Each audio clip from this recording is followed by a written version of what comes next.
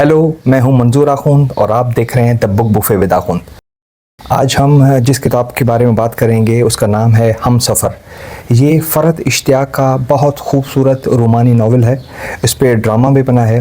Farhat Ishtiyaq basically बहुत खूबसूरत लिखती हैं। उनका महवर जो है, उनका ओरिजिन वो हीरोइन होती है।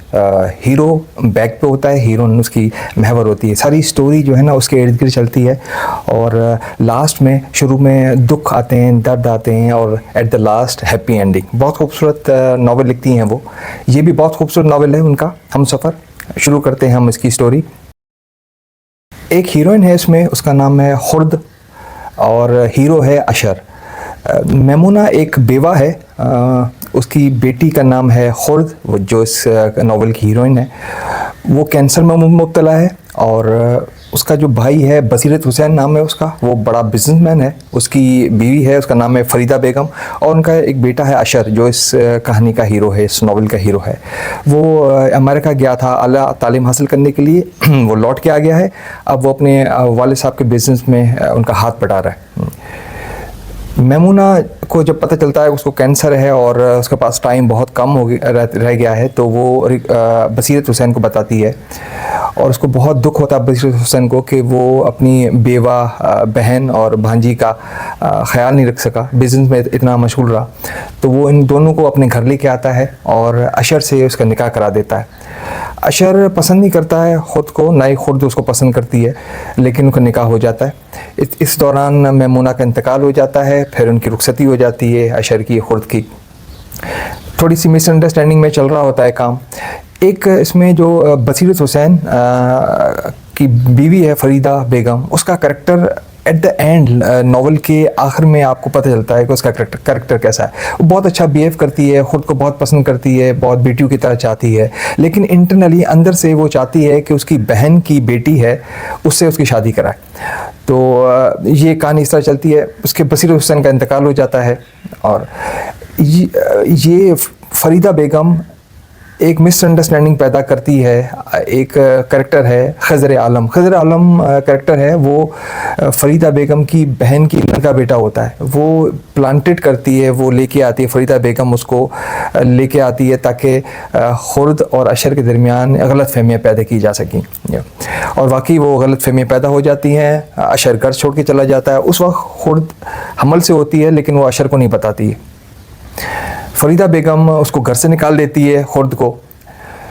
जब ये वापस आता है, अच्छा, खुर्द जाते हुए एक लेटर लिखती है, उसमें सारी स्टोरी कि आपकी वालदा ने मुझसे ये किया, आपकी वालदा ने ही मुझे खज़र आलम को वगैरह वगैरह, इस तरह सारी चीज़ें सही असलियत लिख के वो एक नौकरानी को देती है ताकि वो अशर के पास चला जाए। और नौकरानी अशर को देती है, अशर पढ़ता नहीं है, अशर फेंक देता है एक जगह उसको। कहानी इस तरह आगे बढ़ती है। 1 साल के बाद उसकी बेटी पैदा हो जाती है, उसका नाम रखते हैं हरीम।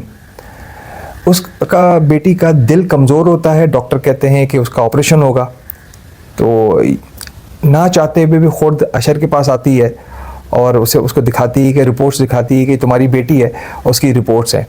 अशर उसको ऐसे ही लेता है, लेकिन ये फिर वो रिपोर्ट्स डॉक्टर को दिखाता है और फिर वो इसको हरीम को अपने साथ लेके जाता है और उसका इलाज कराता है, वो ठीक हो जाती है। हरीम के साथ कुछ अटैच होता है, लेकिन उसकी जो है ना दिल से खलिश नहीं निकलती है खुर्द के बारे में। अच्छा, ये घर पे आता है तो उसको याद आता है कि खुर्द ने जाते हुए मुझे एक लेटर दिया था। तो वो लेटर खोलता है तो उसमें सारी स्टोरी लिखी हुई होती है। जैसे ही बाहर आता है तो ये जो फरीदा बेगम होती है वो टेलीफोन पे अपनी बहन से बातें कर रही होती है कि किस तरह मैंने खुद को निकाला, किस तरह मैंने उनके दरमियान है ना खलिशें पैदा की, लेकिन फिर भी हमारा काम नहीं हुआ। ये सुन लेता है अशर। अशर अपनी वालदा से बदतमीज़ी करता है और घर छोड़ के चला जाता है। वालदा आ जाती है फरीदा बेगम खुर्द के पास, उसको बुरा भला कह रही होती है। इतने में उसको पता नहीं होता है कि अशर इसी के घर में। अच्छा, इसकी वालदा ये कह रही होती हैं कि तुम कैसे सबूत पेश करोगी कि ये जो हरीम है ये अशर की बेटी है। ये अंदर सुन के जब बाहर आता है, ये उसे कहता है मेरे पास क्या सबूत है कि मैं बसीरत हुसैन का बेटा हूँ। तो वो ये बात सुन के उसको शौक़ लगता है फरीदा बेगम को, और वो माफ़ी मांगती है खुद से भी, अशर से भी, और फिर उनसे मोहब्बत करती है। हैप्पी एंडिंग, आखिर में हैप्पी एंडिंग। बहुत खूबसूरत नावल है, उतार चढ़ाव बहुत है। जब आप पढ़ेंगे तो बहुत खूबसूरत नावल है। ऑलमोस्ट उसके 300 कोई 11-12 पेजेस हैं इसके अलावा भी फ़रहत इश्तियाक ने बहुत से नावल लिखे हैं। जिसमें मता है जाएं तू, दिल से निकले हैं जो लफ्ज़, हम सफ़र जो बचे हैं संग समेट लो, बिन रोए आंसू बदला मेरे हमराज का रंग, यकीन का सफ़र, मौसम गुल, तुम हंसती अच्छी लगती हो, सफ़र की शाम, मेरे हमदम मेरे दोस्त, दरियाए दिल, सिर्फ मोहब्बत, जुनून था कि जुस्तजू, खुशबू बादल चाँद हवा। वो जो कर्ज रखते थे कायम ये एतबार रहे। इसके अलावा भी उन्होंने बहुत से नावल लिखे हैं और ये हम सफ़र उनका नावल बहुत खूबसूरत नावल है, आपको ज़रूर पढ़ना चाहिए। Thank you very much for watching.